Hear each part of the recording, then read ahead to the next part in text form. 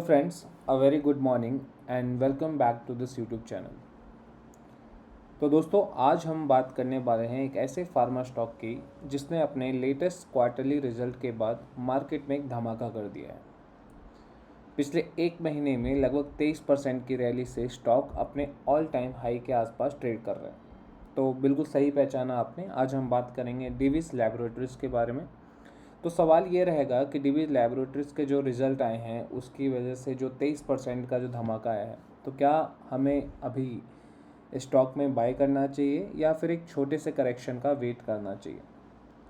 तो आज की इस वीडियो में हम देखेंगे इसके फंडामेंटल, टेक्निकल्स, कंपनी क्या करती है, इन सब चीज़ों के बारे में एक डिटेल एनालिसिस करेंगे और फिर देखेंगे कि अभी शॉर्ट टर्म में बाय करना सही है या नहीं।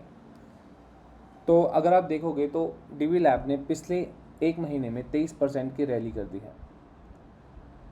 इसका सबसे बड़ा रीज़न आप देखोगे तो कंपनी का profit growth almost 65% year on year बढ़ा है, मगर सवाल ये भी है कि वैल्यूएशन कंपनी का 76 पीई पे आ गया है।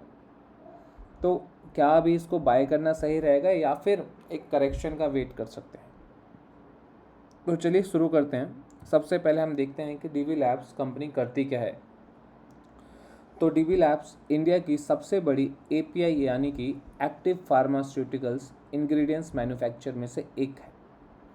तो अगर आपको एपीआईज का मतलब नहीं पता है तो इसका सिंपल शब्दों में आप ये समझिए कि ये वही कंपनी है जो रॉ मेडिसिन्स होती हैं ना, रॉ मेडिसिन्स बनाती हैं जिससे फाइनल मेडिसिन्स बनती हैं।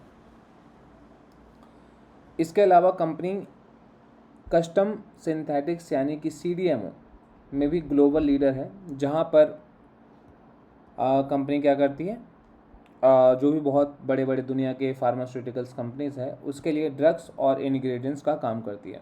अगर आप देखोगे तो कंपनी का market capital around 2.28 lakh crore का है, जो कि इंडिया के टॉप फार्मा कंपनीज में से एक है और company blue chip pharma companies की कैटेगरीज में आती है। तो ठीक है, तो रिजल्ट के बाद अगर आप देखोगे कंपनी ने धमाका कर दिया है। तो रिजल्ट का बहुत सिंपल है कि कंपनी ने जस्ट गिव मी 1 मिनट। तो हम बात कर लेते हैं मेजर इम्पैक्ट के बारे में। तो कंपनी का जो रिवेन्यू है ईयर ऑन ईयर 28% की रफ्तार से बढ़ा है। दैट मीन्स कि 28% की ग्रोथ हुई है पिछले साल के मुकाबले। तो इस साल जो कंपनी का इस क्वार्टरली ईयर में कंपनी का जो रेवेन्यू है 3080 करोड़ का था। नेट प्रॉफिट अराउंड 902 करोड़ यानी कि पिछले साल के मुकाबले 65% का ईयर ऑन ईयर ग्रोथ है। इबिटा मार्जिन 30% बढ़ गया। तो प्रॉफिट आफ्टर टैक्स 65% ऑलमोस्ट और इबिटा का मार्जिन ऑलमोस्ट 30% पिछले साल के मुकाबले। तो इस क्वार्टरली रिजल्ट में बढ़ के 40.8% हो गया। यानी कंपनी सिर्फ सेल्स ही नहीं कर रही है, कंपनी क्या कर रही है कि प्रॉफिट भी कमा के दे रही है। तो इन सब आंकड़ों की वजह से इंस्टीट्यूशनल इन्वेस्टर्स होते हैं और एनालिस्ट होते हैं, दोनों का कॉन्फिडेंस काफ़ी ज़्यादा स्ट्रॉन्ग हुआ है। क्योंकि बड़ा सिंपल रीज़न है, अगर पिछले साल कंपनी का जो एबिटा मार्जिन है पिछले साल के मुकाबले 30% बढ़ा है, राइट, और क्वार्टरली 40.8% बढ़ा है, तो डैट मीन्स कि कंपनी बहुत अच्छा काम कर रही है, राइट। तो इन सब चीज़ों में इन्वेस्टर्स का जो मूड है वो इस कंपनी की तरफ देखने को मिला है। तो 3 मेजर रीज़न हैं जो कि ग्रोथ का कारण बने हैं। सबसे पहला जीएलपी जो अपॉर्चुनिटी मिली है। तो आजकल अगर आप देखोगे तो इंडिया के अलावा जितने भी बाहर कंट्रीज है तो वहाँ के लोगों का जो मेजर फोकस है वेट लॉस का या वेट गेन का या फिर डायबिटीज़ की मेडिसिन की डिमांड पूरे इंडिया पूरे ग्लोबल में बढ़ रही है। तो कंपनी इसी कैटेगरी में एपीआई और इंग्रेडिएंट्स चाहिए के लिए काम कर रही है, तो उसमें डीवी लैब बहुत बढ़ चढ़ के काम कर रही है। दूसरा जो मेजर रीज़न ये है कि ग्लोबल फार्मास्यूटिकल जो कंपनी है अब बेसिकली चाइना पर अपना डिपेंडेंसी कम करना चाहती है और वो इंडिया की तरफ शिफ्ट हो रही है। तो और सबसे बड़ा जो कंपनी है इंडिया में वो है डीवी लैब्स, और DV Labs US FDA approved company है और स्ट्रॉन्ग कंप्लायंस रिकॉर्ड होने की वजह से कंपनी को नए और इंटरनेशनल कॉन्ट्रैक्ट मिलने के चांस काफ़ी ज़्यादा बढ़ रहे हैं। Third and the most important is company almost पूरी डेब्ट फ्री है, इंटरेस्ट का कोई बर्डन नहीं है, स्ट्रॉन्ग कैश रिजर्व है कंपनी के पास और एक्सपेंशन के लिए कंपनी को किसी तरह की बोरोइंग की ज़रूरत है ही नहीं। तो लॉन्ग टर्म इन्वेस्टर के लिए बहुत ही ज़्यादा पॉजिटिव न्यूज़ है।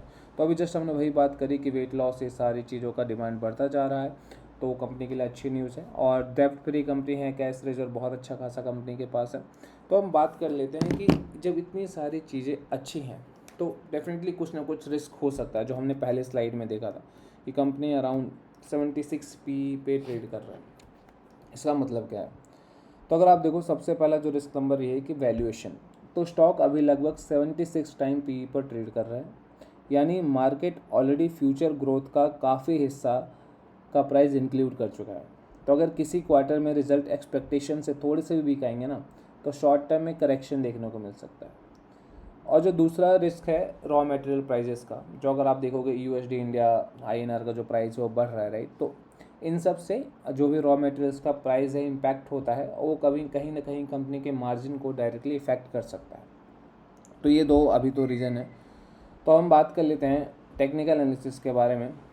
तो कंपनी के टेक्निकल एनालिसिस की अगर मैं बात करूं, तो आप देखोगे कि कंपनी अभी 20 EMA, 50 EMA, 100 EMA, 200 EMA moving average सबसे ऊपर ट्रेड कर रहा है। तो जनरली एक बुलिश ट्रेंड को इंडिकेट करता है।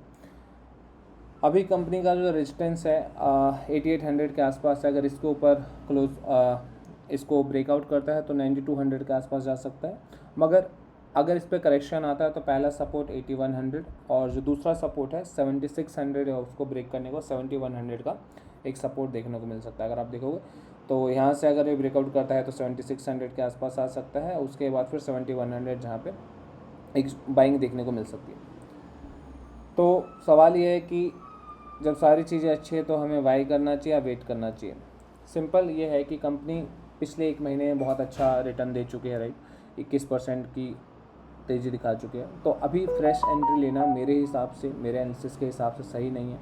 स्टॉक पिछले एक महीने में काफ़ी स्ट्रॉन्ग रैली दे चुका है, तो करेंटली लेवल पे बाय करना थोड़ा रिस्की हो सकता है। एक करेक्शन का वेट कर सकते हैं 8100 का, या तो बेस्ट करेक्शन रहेगा 7100 अगर आता है तो वहाँ पर आप बाय कर सकते हैं। लॉन्ग टर्म इन्वेस्टर्स जो हैं उनके लिए, जिनका हॉरिजन अराउंड 2 to 3 ईयर्स है, तो क्वालिटी कंपाउंडर है डीवी लैब्स, इंडिया का फार्मा सेक्टर का सबसे क्वालिटी कंपाउंडर माना जा रहा है। तो आप SIP करके बाइंग कर सकते हैं। एक टाइम पे लमसम इन्वेस्टमेंट की जगह आप SIP कर सकते हैं, मतलब हर डिप पे आप बाय कर सकते हो, उसका आपको एवरेज का जो बेनिफिट है वो भी मिलेगा। नाउ जो टारगेट्स एंड इन्वेस्टर का जो व्यू है, अगर आप देखोगे तो शॉर्ट टर्म इन्वेस्टर्स में के लिए इमीडिएट टारगेट 8800 हो सकता है, और उसके बाद फिर 9150 से लेकर 9200 तक का देखा जा सकता है। पर ये लेवल्स तभी मिलेंगे जब मोमेंटम और क्वार्टरली मोमेंटम कंटिन्यू रहे। प्राइस एक्शन को आप क्लोजली मॉनिटर कर सकते हो। दूसरी चीज़ ये कि अगर एग्जीक्यूशन सही रहा तो फिर लॉन्ग टर्म में एक 10,500 रुपये का और उससे ऊपर 11,200 रुपये तक का प्राइस देखने को मिल सकता है। एग्जीक्यूशन सही मतलब कि अगर मार्जिन कंटिन्यू मेंटेन होते रही और GLP का जो एक्सपेक्टेड पेस से ग्रो होता रहा। तो फाइनल वर्डिक्ट ये है कि कंपनी बहुत अच्छी क्वालिटी कंपनी है, और लेटेस्ट जो रिजल्ट आए हैं उसने बहुत पॉजिटिवली सरप्राइज दिया कंपनी को। लॉन्ग टर्म ग्रोथ स्टोरी का इंतजार करना चाहिए आपको, इस पर नज़र रहनी चाहिए कि लॉन्ग टर्म में क्या ग्रोथ है कंपनी के। नाउ एट द एंड मैं यही बोलूँगा कि ये वीडियो सिर्फ एक एजुकेशनल पर्पज़ के लिए उसके फंडामेंटल टेक्निकल एनालिसिस के बेस पे बनाई गई है। किसी भी तरह की इन्वेस्टमेंट, सेलिंग या कोई भी सलाह नहीं है। स्टॉक मार्केट में अगर आप इन्वेस्ट करते हैं तो आप अपने रिस्क और अपने फाइनेंशियल एडवाइज़र की सलाह से इन्वेस्ट करें। मैं किसी भी प्रकार का सर्टिफाइड फाइनेंशियल एडवाइज़र नहीं हूँ। That's it, thank you so much. अगर आपको वीडियो अच्छी लगे तो वीडियो को लाइक कर दें, चैनल को सब्सक्राइब कर दें।